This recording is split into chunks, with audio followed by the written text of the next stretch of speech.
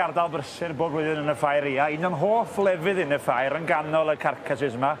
A dwi wedi ffindio, mae'n deg i ddweud, un o'r cigyddion mwyaf enwog yn y byd, mae'n siŵr. Arwain Morgans, da chi'n o lew? Golew wir, cadw un to. Cadw un, da chi wedi cael dipyn o stres yn y ffair, da chi wedi bod yn beirniadu, da chi'n beirniadu yn aml, ond lenni eto. O, dw, wy'n enjoyo beirniadu, gweud gwrth ti. Ie, ynddi. O, ydi. Well gyda chi beirniadu carcas neu rhywbeth byw? God, dim gwaniaeth gen i, wy'n lle beirniadu unrhyw beth. Ie, bydych chi'n beirniadu fi yn rhy llen, beth hwnna. Reit, pan ydych chi'n mynd i Beirniadu Carcass Oen te, mae yna amrywiaeth yma, da chi'n gallu gweld yn y maint efo beth. Be ydych chi'n chwilio amdan? Wel, wyt ti'n edrych am top end, top y coesau, a wyt ti'n edrych fan hyn nawr. Fel afan. Ti'n gweld y jigat yn gros fyna. Ie. Mae'r llawnder yna, mae'n gig i gyd. Ysgomni. O peth yw i, ti'n gweld, ac am mae pobl wedi mynd heddi, os dim llawer o bobl yn dod a prynu leg o oen, right? Ond y peth i ni yn gorfod wneud nawr efo bwtsieried, na pan mynd i prynu y wyn y siap hyn, achos y peth yw i, wyt ti'n lle torri'r sianc off, achos mae'r hotels yn cymryd y siancs.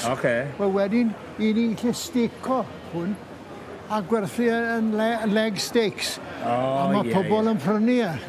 Ond ti'n gweld sut ti'n rhoi leg o hwnna nawr ar y sgil, a fel y prysau heddi, bydde fe 70-80 pint. Nes eisiau mortgage. Awn ni rownd y gornel, mae yna amrywiaeth, a mae gennym ni, mae yna bobl o'n ffordd ni fan hyn.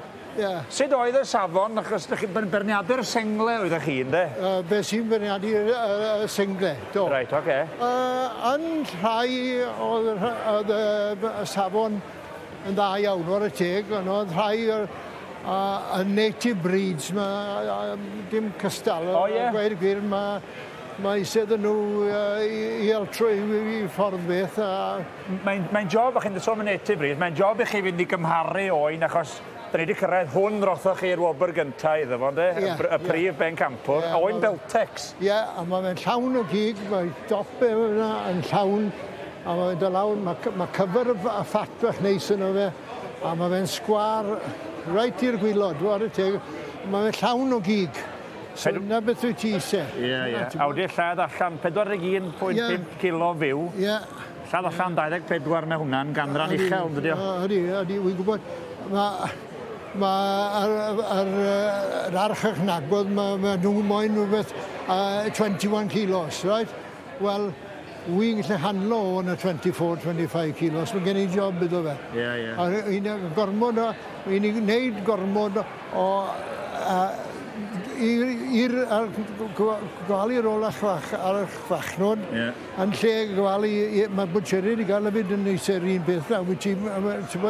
Mae'n ti'n gofio, mae dwy lot yn y job yn dos. Oes. A ti'n bod, a mae hwn yn o'n, mae hwn. Brynwch chi o fore? Doubt it. Doubt it, o'n gwni i weld. Wi ddim yn gweud dim gair. Gadw ni hi fyna. Wi prynes i blynydde nôl, o'n i barnu fyny blynydde nôl, a prynes i amser ni. A mi dales i fil o bynnu amdano fi amser ni. Byddai'n watched chi fore? Ie, wel na, mae'r rhyfel bach wedi fy mlaen ys blwyddyn sawl blwyddyn nawr rhwng y restaurant yn Cardydd a Mr Castle Howell. A wi ddim eisiau hwn am 2,000 hanner. Diolch yn fawr. You heard it here first, Llymer Sais yn dweud. Diolch am y sgwrs, Arwyn. Allan o ddechdau ar y beirniadu. Diolch yn fawr i ti. Diolch yn fawr.